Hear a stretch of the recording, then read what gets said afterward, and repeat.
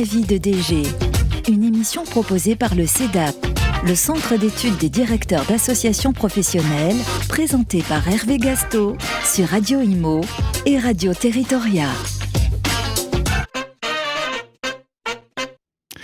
Eh bien bonjour, je suis Hervé Gasto, directeur général de l'Intec pour les économies de la construction et président du CEDAP. Je suis à nouveau ravi d'accueillir deux nouveaux invités pour une émission Vie ma vie de DG qui donne la parole à mes chers collègues DG, secrétaires généraux de fédérations professionnelles. Et aujourd'hui, j'ai le plaisir d'accueillir deux nouveaux invités, Grégoire Dupont, qui est directeur général de l'AGA, et Karine Riquebauer, responsable professionnalisation de l'AGA. Bienvenue à tous les deux.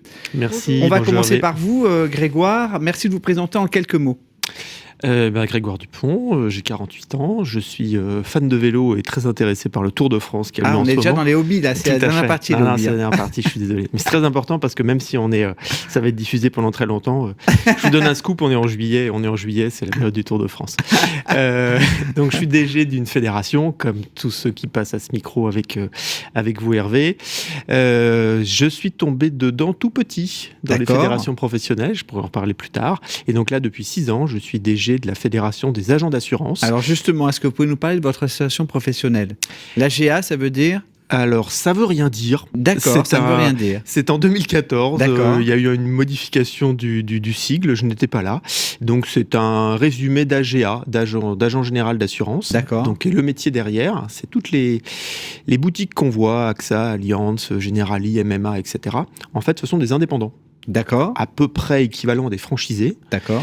Donc, ils distribuent les produits de leur marque, toutes ces grandes compagnies d'assurance, mais ils sont indépendants et donc se sont regroupés depuis 1919 dans une fédération pour défendre leurs intérêts vis-à-vis de leurs donneurs d'ordre que sont les compagnies d'assurance et puis gérer une convention collective, etc. D'accord, donc vous avez le paritarisme et le dialogue social dans votre mission. Tout à fait, on a le paritarisme, on essaye, avec l'aide de Karine notamment, on essaie de faire vivre une petite branche très spécifique de un petit peu moins de 30 000 salariés. D'accord, c'est une branche correcte. Hein. Oui, mais par rapport à dans l'univers où je suis, c'est la convention collective des assurances, c'est la convention collective des banques. D'accord. Voilà, il faut faire vivre un petit peu cette convention avec une particularité, c'est qu'on a une très grande homogénéité de nos employeurs. Tous les employeurs ont entre 1 salarié et 15 salariés. D'accord. Donc ça, c'est vraiment une particularité qui permet qu'on peut faire des choses intéressantes au niveau de la convention collective, parce qu'il n'y a pas des gros, des petits ou des moyens. Vraiment, on a une belle homogénéité professionnelle et là, le niveau convention collective est très intéressant. Combien vous avez d'adhérents dans votre fédération professionnelle ? On a 7500 adhérents. D'accord, qui représentent à peu près combien 63% D'accord, de la population. Voilà. Et dans votre association professionnelle, combien avez-vous de collaborateurs ? Alors, nous sommes 31. 31, d'accord, avec des représentations en région ou tout est au national ? Alors, tout est au national pour les équipes salariées, mais on a aussi des élus, donc des agents en exercice qui représentent et animent dans les territoires avec l'aide éventuellement de collaborateurs à temps partagé avec d'autres organisations. Mais le staff est vraiment à Paris. D'accord. Et une organisation de bénévoles sur le terrain. De bénévoles, d'accord. Dans votre environnement professionnel de votre association, quels sont les sujets en ce moment que vous traitez, les sujets un peu sensibles ?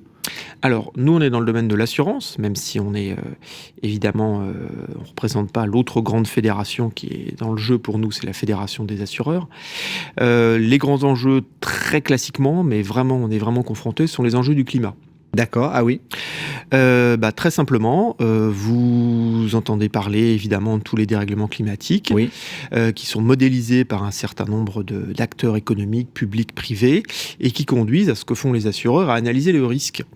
Et un risque, quand il est certain, n'est plus assurable. Exemple, on sait que la ville du Grau-du-Roi sur la Méditerranée, à 40-50 ans, va être submergée. Elle a été construite sur des marais, etc. Donc, à 40-50 ans, potentiellement, un habitant qui a une petite maison, un appartement, etc., pourrait ne plus être assuré. Parce que le risque est certain, on est certain qu'il y a une submersion marine à ce moment-là. Donc un assureur va se retirer puisqu'il est certain de dépenser. Ce n'est pas un jugement de valeur, hein, c'est vraiment une analyse. Autre exemple que je peux vous donner, un certain nombre de zones en bordure de rivières sont systématiquement, tous les ans, inondées. Là encore, l'assureur, ce n'est pas encore le cas aujourd'hui, peut être en situation de dire mais je n'assure plus, le risque est certain, vous me donnez une cotisation d'assurance de quelques centaines d'euros, mais je suis certain d'avoir des dizaines de milliers d'euros chaque année. Ça, c'est un défi vraiment majeur pour l'industrie dans laquelle je travaille, qui est l'assurance, puisque l'assurance pourrait ne plus pouvoir faire face à ces enjeux et à ces risques. C'est-à-dire que vous projetez, vous avez des études prospectives déjà sur cette situation dans 40-50 ans? Alors oui, on a toutes les études de GIEC que tout le monde travaille dans chacune de ces fédérations. Toi, le bâtiment, par exemple, oui. Etc. Donc on a bien ces évolutions avec les différents scénarios. Ensuite, sont projetés sur des risques. Le risque le plus facile à appréhender, enfin le plus facile à comprendre peut-être pour ceux qui nous regardent, c'est vraiment le risque d'immersion marine. On voit bien la montée des eaux et un certain nombre de territoires. Je prends les Pays-Bas, par exemple, nos homologues ont le même enjeu. Voilà. Donc là, on a des quasi-certitudes de risques qui vont arriver. Et ensuite, vous rajoutez les risques de sécheresse, qui sont aussi documentés avec des fissures sur les maisons. Voilà. Mais on a beaucoup de risques de ce type-là qui sont quasi certain avec le réchauffement climatique et qu'on peut projeter sur le territoire ou sur un certain nombre d'activités avec une difficulté d'assurance. Donc ça, c'est vraiment le point sur lequel on travaille. Et comme on est en France, on n'est pas en Californie, où les deux plus grands assureurs de particuliers ont dit qu'ils n'assuraient plus de maisons parce qu'il y a un risque trop important. Sécheresse, incendie, là ils ont moins le risque de submersion marine. On est en France où là l'État est présent, il y a toujours ce filet de sécurité, donc dans le secteur dans lequel je travaille, l'assurance, on est en train d'élaborer, réfléchir avec les pouvoirs publics des scénarios publics-privés, de partenariat pour amortir la facture et maintenir une couverture assurantielle sur tout le territoire, plus ou moins homogène. Mais c'est un défi assez important, puisque, comme tous les enjeux de transition, c'est un problème de sous. D'accord. C'est un peu trivial. D'accord. On a parlé de votre association professionnelle. Maintenant, on va parler de votre poste de directeur général. Quelles sont les missions pour vous d'un directeur général d'une association professionnelle? Alors, il y en a plusieurs.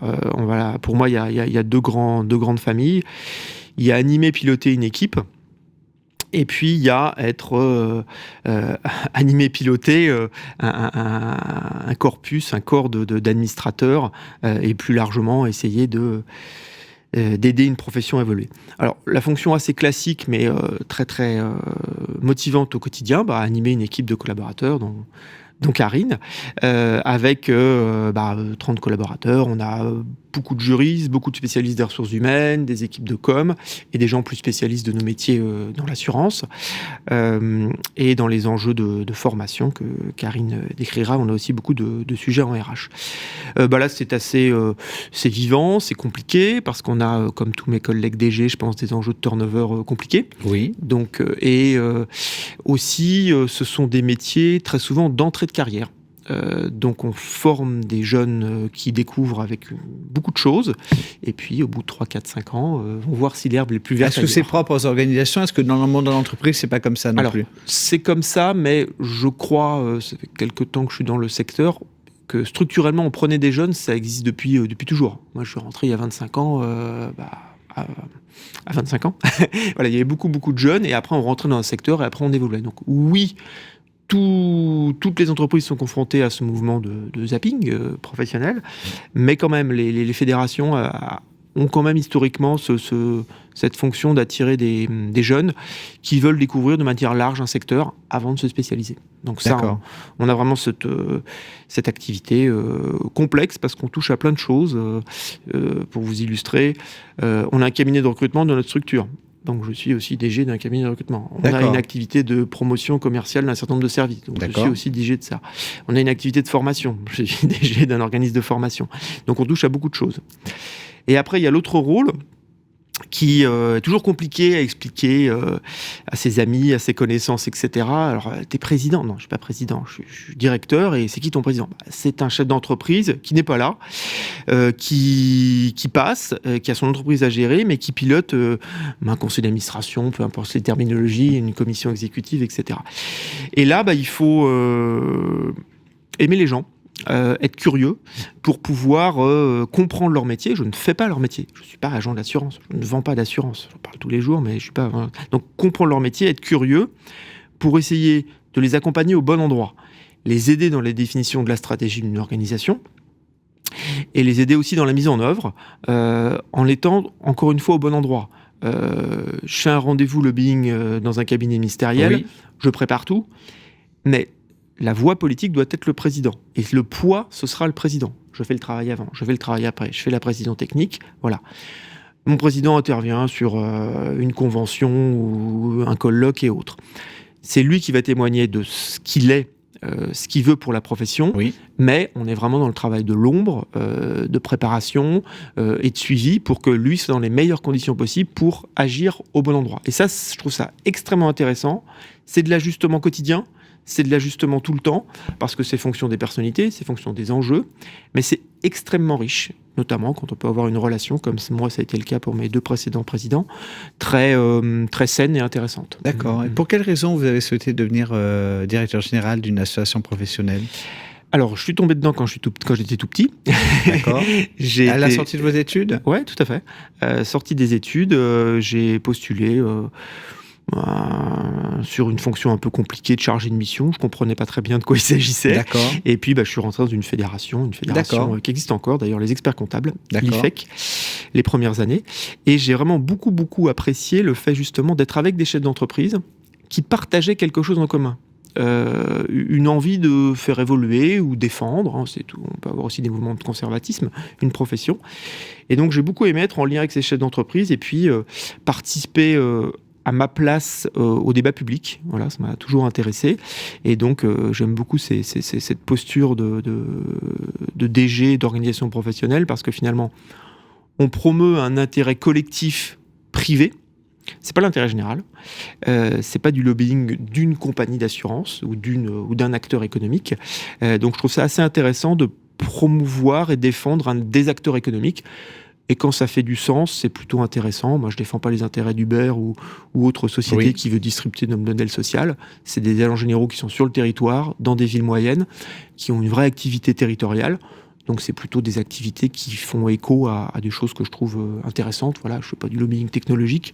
Je fais du lobbying de défense de territoire, de défense d'activité, de défense de l'emploi, au service des Français. Donc je trouve ça intéressant. Vous avez tout à l'heure un peu exprimé l'idée que le directeur général est un peu le trait d'union entre les élus et entre une équipe de collaborateurs. Est-ce que vous trouvez en fait par construction que c'est un poste assez isolé ? Oui. Enfin, isolé dans le cadre de travail. Enfin, isolé. C'est pas paradoxal parce que mon métier, c'est en interaction avec beaucoup de personnes, que ce soit des adhérents, que ce soit des salariés, que ce soit des consultants, que ce soit des acteurs. Donc, on a énormément de relations sociales, très riches, très intéressantes quand on est curieux et quand on aime ça. Mais face à un pépin, un problème, une difficulté, un doute, c'est pas évident. On peut pas toujours, on peut évoquer certaines choses avec ses collaborateurs, on peut évoquer certaines choses avec son président, mais quand ça devient un peu touchy ou difficile, oui, on est isolé. D'où le CEDAP, mon cher. Bon, CEDAP, c'est ça, c'est ce que j'allais dire. C'était un teasing pour la publicité. Oui. C'est un métier donc je l'ai occupé jeune à un moment. À 28 ans, j'étais DG de fédération professionnelle. Là, si j'avais connu le CEDAP, ça aurait été plus facile. Parce que oui, on a une forte pression. Le CEDAP existait déjà. Hein. Bah oui, mais je n'avais pas vu, ou justement un parrain ne m'avait pas invité à aller adhérer. Oui, il y a une forme d'isolement, il faut être bien dans ses pompes, il faut savoir où est-ce qu'on va, il faut savoir faire le pas de côté pour parler justement avec ses pairs, ou environnement perso, familial, etc. Mais c'est compliqué parce que ce métier est bizarre. Donc on peut en parler à un ami qui a des fonctions peut-être managériales quelque part. Vite ça débloque. Mais c'est qui ton patron ? Mais c'est quoi les objectifs de la boîte ? C'est pas si simple, c'est pas si quantifiable. Voilà. Et vous avez parlé tout à l'heure de votre président et un peu votre bureau. Comment se passe la relation avec votre président ? Vous le voyez souvent, concrètement. Comment se passe la relation ? Alors là, ça se construit suivant les présidents. Le président a changé ? Il a changé il y a 2 ans. D'accord. Voilà. D'accord. Parlons du président actuel. Il a une structure importante ? Pascal Chaplon, à l'échelle des agents d'assurance, il a une structure importante. D'accord. Mais c'est une société de 15 personnes. D'accord. Donc il est vraiment en production, c'est lui le premier commercial, c'est lui l'animateur, il fait les réunions commerciales avec ses équipes le lundi matin. D'accord. Voilà, donc il est vraiment extrêmement acteur. Voilà, alors moi il vient un jour par semaine et après on passe notre vie au téléphone. Ensemble, voilà, tout simplement. Donc concrètement, il est très peu au bureau finalement. Il est très peu au bureau. Et quand il est au bureau, je lui demande des rendez-vous. D'accord. Voilà. Il est vraiment dans ce rôle de représentation ou des points de travail avec moi ou les équipes. Et après, on rajoute des visios à droite à gauche. Mais voilà, la présence au bureau, c'est pas le besoin n'est pas là. Et comme son temps est compté, D'accord. Par rapport à son entreprise, avec son accord, je l'utilise au meilleur endroit. D'accord. Pour les rendez-vous finalement extérieurs de représentation ou les prises de parole. D'accord. On a parlé de l'association professionnelle, votre métier de DG, on va rentrer sur la partie un peu personnelle. Donc vous avez expliqué votre parcours, vous êtes tombé assez jeune finalement dans les organisations professionnelles, ce qui n'est pas le cas de tous les invités que j'ai pu recevoir. Et sur une partie un peu plus personnelle, quelles sont vos passions? Alors vous avez parlé du vélo, peut-être que vous en avez d'autres, vos hobbies, qu'est-ce que vous faites? Est-ce que vous avez le temps déjà pour pratiquer votre passion? Alors, oui, c'est intéressant que vous posiez la question du temps, parce que c'est des activités, on pourrait faire, vous êtes bien placé pour le savoir, Hervé, on pourrait passer 18 heures dessus. C'est jamais fini. On peut toujours inventer un colloque, on peut toujours inventer une publication, on peut toujours avoir une personne, on peut toujours donner son avis sur un projet de loi, un projet de directive, etc. Donc il y a un rapport au temps. Alors ceux qui font ces fonctions sont des gens qui aiment pas s'ennuyer. Donc voilà, c'est sûr que j'ai des belles journées. Et oui, je trouve du temps, mais je bloque le temps. Par exemple pour mes activités sportives, qui sont importantes pour moi, vélo, course à pied, natation, puisque je fais du triathlon. J'essaie de le mettre dans l'agenda et de m'y tenir. Ça c'est important. Sinon, on fait du vélo. Symboliquement, on tourne toujours sur ces enjeux professionnels. Je pourrais faire ci, il faudrait que je pense à ça, etc. Donc moi, c'est très important pour avoir un équilibre, justement, de couper vraiment et d'avoir ces activités fortes. Après, je lis beaucoup et je suis passionné d'histoire. Mes enfants me disent toujours, mais tu vas finir prof d'histoire quand on aura marre. Et ça recrute en ce moment. Ouais, c'est pas de souci. Et puis, j'ai toujours dans un coin de ma tête, je sais pas si je vais y arriver, de reprendre un bout de cursus en histoire, parce que j'en ai fait vraiment. D'accord. Peut-être écrire un livre d'histoire sur le CEDAP, peut-être, non?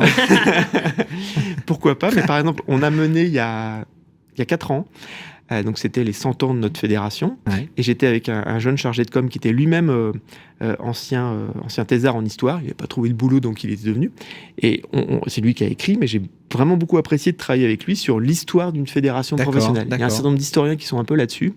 C'est les rapports entre corporatisme, comment ces organisations ont passé des moments clés de l'histoire. Pour dire les choses, le moment de Vichy est un moment compliqué pour certaines corporations, etc. Et voilà, c'est un peu partie de mes hobbies autour donc sport et histoire, et puis l'actualité politique et institutionnelle en général, bien sûr, comme tous nos collègues. Justement, il y a des engagements, vous pensez, qui sont incompatibles avec un poste de directeur général d'organisation professionnelle? Moi, je pense qu'une activité politique très visible, évidemment, on peut avoir une limite. Pourquoi ? On peut être en porte-à-faux, tout simplement, entre défense de convictions personnelles, politiques dans un parti, dans une fonction, etc., et éventuellement les fonctions où on est amené à défendre les intérêts de nos membres. Donc, pas tout le monde, mais ça peut être un point d'attention pour certains, dans certains secteurs, pour rester... Après, c'est des choix, à un moment, il faut basculer. Ou sinon, on arrive à isoler ça de manière très claire. Après, notre conflit d'intérêts, qu'on évoque peut-être moins, Hervé, dans nos univers, et moi, je m'y astreins énormément. Comme on est dans nos secteurs un peu identifiés, certains un peu de bouteilles, quelques cheveux gris, on est vite contacté par des consultants, des organismes de formation, etc., qui veulent via notre personne, avoir une garantie, une recommandation de la fédération qu'on représente. Donc là, moi, je suis hyper attentif à ça. Oui. Alors, j'ai toujours refusé des missions complémentaires liées à mon activité, des interventions rémunérées sur des colloques, des conventions, etc. Ça, on en parle peut-être moins, mais peut-être pour nos collègues. Ça, pour moi, c'est un point, il faut faire vraiment attention. La seule source de revenus doit être sa fédération. Le seul exception que je fais, c'est que je donne quelques cours à la fac. D'accord. Mais tout ce qui est formation privée dans notre secteur, j'ai toujours mis non. Je peux intervenir sur des colloques, des conventions gracieusement, comme ça je peux dire non. Mais j'ai toujours refusé d'être rémunéré par autre chose que mon salaire de DG dans le secteur. Parce que là, on peut se retrouver, j'ai des collègues qui pouvaient être dans des situations un petit peu compliquées. Ils étaient un lien d'affaires un peu important avec un acteur, avec ensuite un enjeu d'appel d'offres ou autre, ça peut être compliqué. Est-ce que vous avez, pour terminer cet entretien, après on passera à votre collaboratrice, est-ce qu'il y a un sujet qui vous tient particulièrement à cœur ? En dehors, ça peut être à la fois personnel ou dans votre association professionnelle. C'est dans la partie management d'équipe. D'accord. J'ai quelques marottes qui font sourire certaines et certains.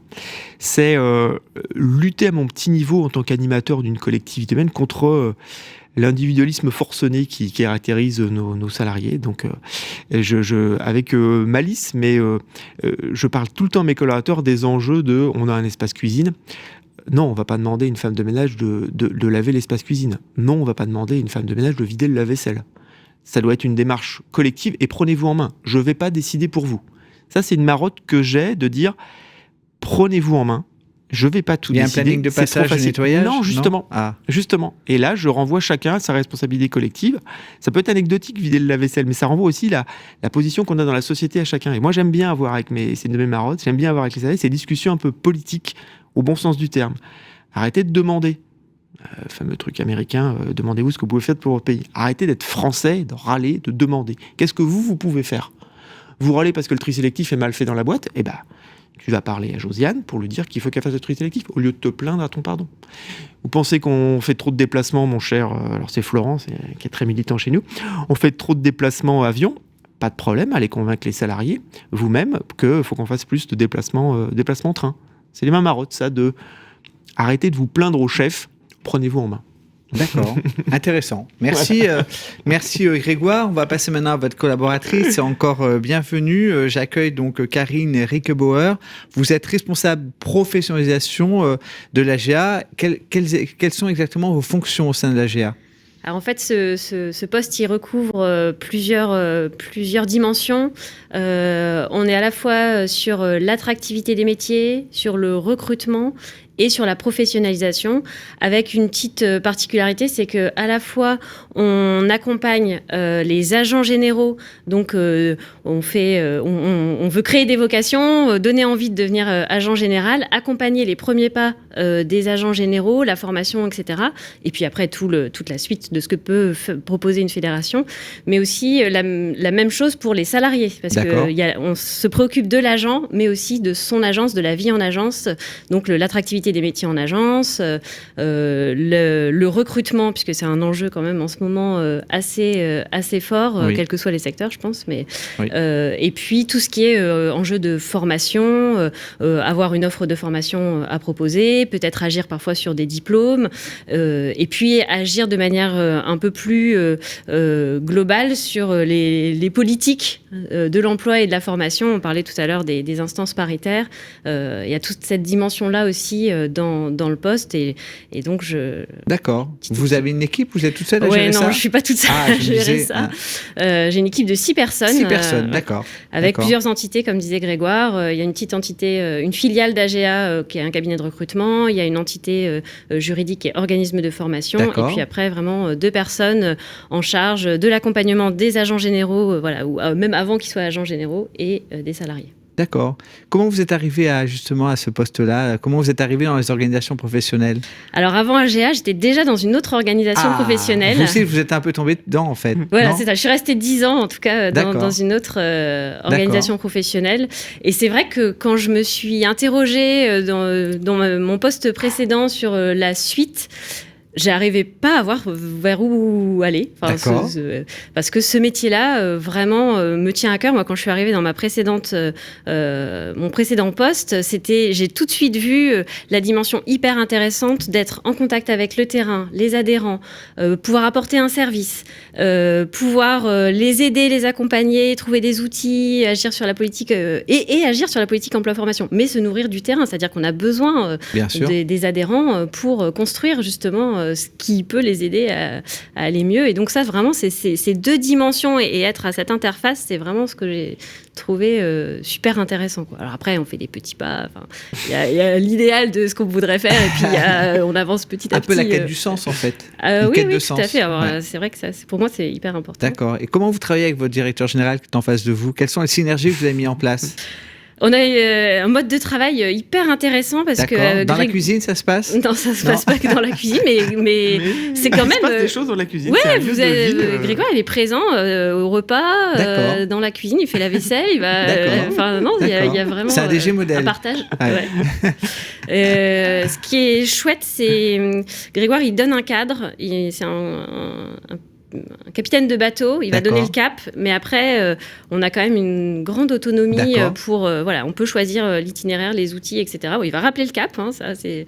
mais encore, c'est négociable aussi, si on argumente, etc. Et du coup, c'est chouette, cette synergie de...